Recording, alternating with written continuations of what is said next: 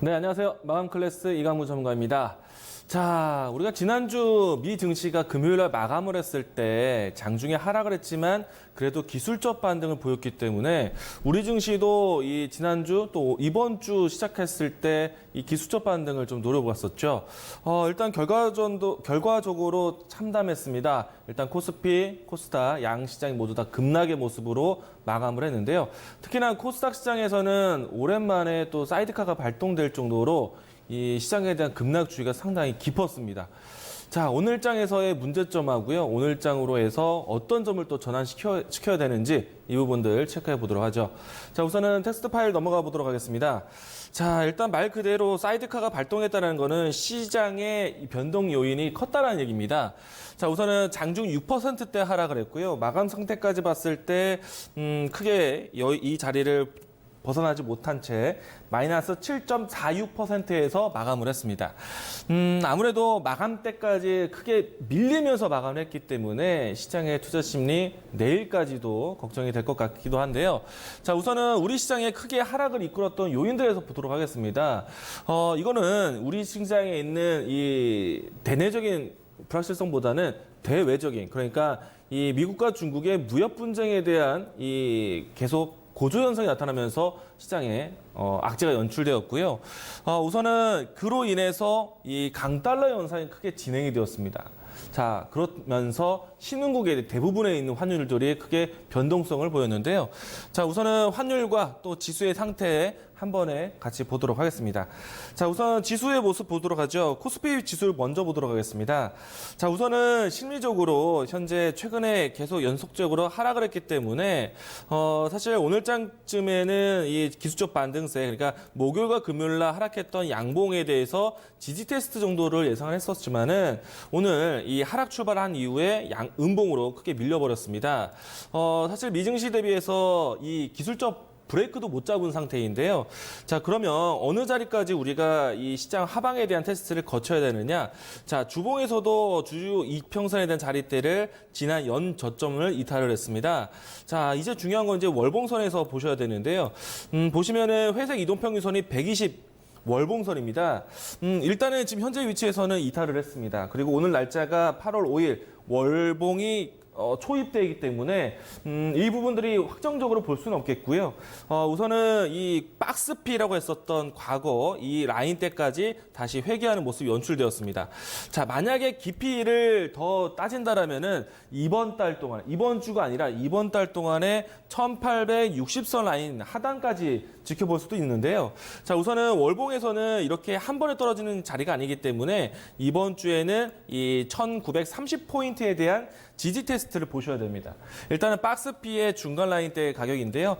이 라인대가 심리적으로 또 기술적으로 이 저항대를, 그러니까 지지대를 확인해야 되는 위치다. 라고 보시면 좋을 것 같고요. 우선은 사실 코스피 대비해서 코스닥 같은 경우에는 이런 지지선에 대한 역할을 보기가 상당히 어렵습니다. 코스닥 시장을 이루는 근간이 되는 산업이 워낙에 크게 밀리다 보니까 이 지수 자체를 이끌 수 있는 여력이 상당히 부족하다. 사실은 이 코스닥 같은 경우에는요, 전반적인 업종이 모두 다 하락을 했죠. 결과적으로. 그런데 어느 특정 업종 섹터에 의해서 시장이 먼저 급락을 하고 시장이 빠지다 보니까 투자 심리를 위축시키면서 추세를 밀려버리는, 우리가 상승할 때 추세 추종이라고 하죠. 하락할 때도 마찬가지입니다. 추세가 밀려버리는 그런 형태였다라고 보시면 좋을 것 같은데, 가장 중요했던 거는 제약바이오 섹터였습니다. 우리가 시가총액 상위 종목들에 대한 흐름들 보도록 하죠. 우선 코스피 쪽에서도 시가총액 상위 종목의 움직임 보도록 하겠습니다. 우선 삼성전자부터 해서 시가총액 지수 대비해서 하락폭이 크진 않았는데요. 물론 이제 LG화학 정도가 리포트가 안 좋게 나오면서 4%대 하락을 했지만 유난히도 많이 보이는 하락이 있습니다. 바로 셀트리온, 삼성바이오로직스인데요. 제가 최근에 이야기가 뿐만 아니라 최근 한 4, 5개월 동안에 제약바이오 섹터 어렵다라고 이야기를 꾸준히 해왔는데 그 모습이 또 시장이 어려울 때 더 어려운 종목으로 보였습니다. 우선은 이 코스피, 코스닥 양 시장에 대해서 전략적으로 이 시간에서는 제가 지지난주부터 해서 현금 확보에 대한 부분들, 지금 현금을 확보하면은 황금으로 바꿀 수 있는 시간이 온다. 종목을 선택할 수 있다. 라고 했는데 우선은 이 부분들이 오늘장까지 좀 경험을 못 하셨던 분들은 상당히 힘들 것 같고요. 자, 우선은 일단 지금 현재 종목 상태를 좀 보시는 게 필요할 것 같습니다. 자, 코스닥도 보도록 하죠. 자, 코스닥에서는요, 셀트리온 헬스케어, 헬릭스미스, 그리고 이 신라젠까지 해서 제약바이오섹터가 모두 다 무너지는 모습이었습니다. 특히 오늘 하락 주범은 신라젠이 점 하한가로 해서 하락 출발했고, 장중에 헬릭스미스와 메디토스가 주가의 하락을 크게 키웠습니다. 여기에 셀트리온 그룹주부터 해서 대부분의 이 제약바이오섹터가 모두 다 그런 형태를 띄었기 때문에 자, 일단은 여전히 제약바이오섹터 선택은 어렵다. 제가 이런 기준을 말씀드렸어요. 그럼 제약바이오 언제 보냐? 기술적 반등? 어느 특정 종목에 의해서 업종이 움직이기 때문에 임상 3상을 앞둔 신라젠 뉴스가 필요하다. 근데 신라젠이 악재가 나왔어요. 그러면 연말까지도 제약바이오섹터 보기 힘듭니다. 기술적 반등 노린다? 이런 것도 의미 없는 그런 시장 업황 따지기 힘든 상태가 됐어요. 그래서 제약바이오섹터는 여전히 힘든 상태로 우리가 내려놓아야 되는 섹터로 볼 수 있겠고요. 그리고 지수 자체에서 보시기에 아시겠지만은 이 제약바이오섹터가 지수를 밀었습니다. 시장 자체가 코스닥이 오늘 마이너스 7%로 하락했지만은 제약바이오섹터, 시가총액 상위에 있는 제약바이오섹터가 무너지면서 떨어졌기 때문에 어쩌면 시장의 하락 깊이는 원래 이 정도 수준이 아니라 예를 들어서 마이너스 2, 3% 정도 수준을 제약바이오섹터 때문에 7%까지 밀렸다라고 말도 할 수 있습니다. 그래서 이런 속도에서 시장 해법을 찾으셔야 되겠고요. 또 한 가지 더 보여드리겠습니다. 자, 오늘 시장의 가장 이 팩트로 어려운 이유가 바로 이 원달러, 환율에 대한 변동 급등이었어요. 강달러 현상이 크게 진행되고 있고 특히나 신흥국의 통화가 약세 바람이 불면서 우리 원달러에서 1,200원대 거의 3년 만에 최고가를 지금 치고 있는데요. 이와 같이 환율에 대한 변수가 있다 보니까 전체적인 수급 추이에서 외국인들이 떠나가는 흐름이 연출되고 있다. 자, 우선은 외국인들이 떠나가는 추이는 지금 환율에 의해서 연출되고 있는데 중요한 건 한 가지예요. 자, 개인의 매도세가 잡히고 있습니다.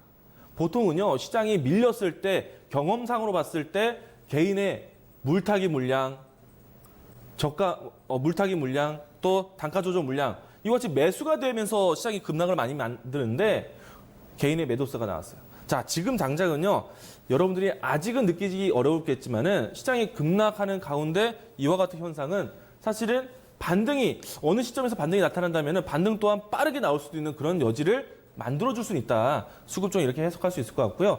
자, 그러면은 지수 위치로 해서 지지 라인 때문에 확인한다면은 투자 심리에 대한 회복력을 빠르게 볼 수도 있습니다. 자, 그러면은 그런 포인트를 어디서 잡아야 되는지 우리가 다음 이 내일장에 대한 준비로 넘어가 보도록 하겠습니다. 자, 우선은 이 코스피의 중요한 심리선 라인대가 1950선에 형성되어 있는데요. 앞에서 이야기 드렸지만은 1930, 1950 이 라인대로 해서 하방 지지력에 대한 테스트 과정을 겪게 될 겁니다. 자, 지금은요, 기술적 대응이 필요합니다. 시장이 급락을 했기 때문에 이 업황에 대한 부분들은 분명히 안 좋게 진행되었고요. 그리고 이런 지수에 대한 하락에 대한 이 브레이크 라인 때는 심리적으로 혹은 기술적으로 브레이크가 될 수 있는 자리까지 확인할 수밖에 없다. 1950선에 대한 하방 지지력 테스트 이번 주에 보게 될 것 같고요. 자, 그래서 전략적으로 본다면은 이 지난주 또 지지난주에 제가 이야기 드렸던 현금 확보에 대한 부분들이 되셨던 분들은 다시 한번 낙폭 과대되었던 제약바이오섹터 선택하지 않고 다른 섹터를 보셔야 됩니다. 자, 물론 이제 현금을 갖지 못하셨던 분들도 제약바이오섹터에 대해서는 좀 덜어내는 과정이 필요할 것 같고요. 자, 그러면 어느 섹터를 보셔야 되느냐? 환율에 대한 리스크가 작동이 됐어요. 환율이 올라가면 환율 수혜주가 또 나타나기도 합니다. 수출주에 대한 부분들을 좀 보셔야 되는데요. 채산성에 대한 부분들이 개선되는 것들은 우리가 보통 IT, 자동차 이와 같은 섹터들을 살펴보게 됩니다. 그래서 지금 이 시장에 대한 하락 속도가 상당히 급했기 때문에 브레이크되는 과정부터 해서는 이와 같이 수출주를 바라볼 수 있는 시선이 만들어질 수 있다. IT, 자동차 섹터에 대한 관심, 이제부터 좀 저가 매수에 대한 부분들, 그동안에 아껴왔던 현금을 황금으로 만든다면 이쪽 섹터를 이번 주부터는 준비하자. 제가 지난주까지는 현금 확보에 대한 이야기를 했지만 이번 주는 현금을 쓸 수 있는 주다. 라고 조심스럽게 예상을 해보겠습니다. 자, 그리고 이 정부의 일본의 수출 규제 대응에 대한 강화 대책 발표가 오늘 있었는데요. 이 부분들은 분명히 시장에서 모멘텀으로 바뀌게 됩니다. 오늘 장에서도 사실 이 올라간 종목이 100개 정도밖에 되지 않는데 그 안에서 반 이상이 일본에 대해 규제에 반사익되는 종목들. 뭐 아침에 제가 개장 전 포인트도 얘기 들었지만은 솔브레인, 동진세미캠, 후성 이와 같은 섹터들의 관심은 여전히 살아있다. 정부에 대한 강경한 대응과 이와 같은 반사이익이 효과가 되기 때문에 이번 주 이 현금에 대한 활용은 이런 쪽으로 모멘텀을 살펴봐야 된다라고 이야기 드리도록 하겠습니다. 물론 이제 오늘 장에서 사이드카 발동까지 해서 상당히 힘들었지만 그래도 이번 주는요 지난주와 좀 다르게 개인의 매도세가 박혀갈 수 있기 때문에 황금을 만들 수 있는 이번 주가 매매에 대한 관심도 한편으로는 준비해야 된다 이야기를 드리도록 하겠습니다. 자, 오늘 마음 클래스 이렇게 정리하도록 하겠습니다.